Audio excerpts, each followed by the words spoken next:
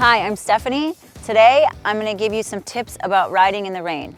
The idea of riding in wet weather makes a lot of new riders nervous, but with a few common sense precautions, you'll be prepared. So let's say we have rain ahead. The first thing you should do is get off the road and take a 15-minute break. This allows time for the road to become washed free of oil or dirt or anything that's built up on it. It gives you time to put your rain gear on too.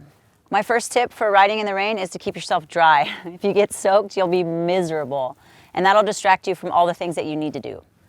So you want a good rain suit. They come in all kinds of styles and materials. The more expensive ones offer better breathability, which means more comfort. A one-piece rain suit gives you seamless protection from the rain, or you may prefer the flexibility of a two-piece suit like this.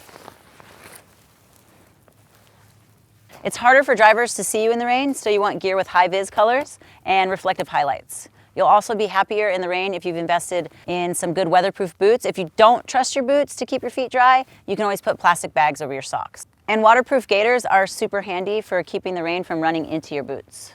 Finally, you'll appreciate a face shield or a full-face helmet when you're riding in the rain.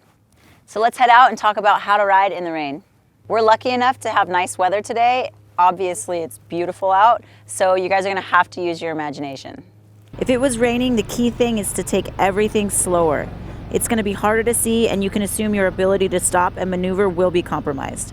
So reduce your speed, increase your following distance, leaving you more room for any evasive moves that you have to make.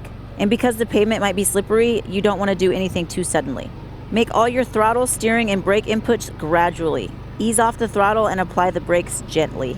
We have a curve approaching, so I slow down to a speed where I can keep the bike more upright than normal as I ease around the curve.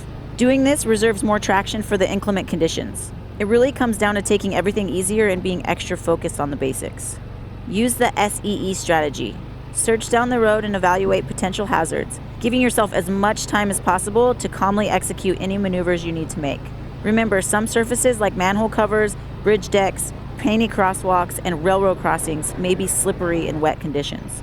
And standing water may separate your tires from the pavement, causing you to lose traction. Slow down as you approach changing in the road surface, and avoid making any throttle or braking inputs as you ride through a puddle.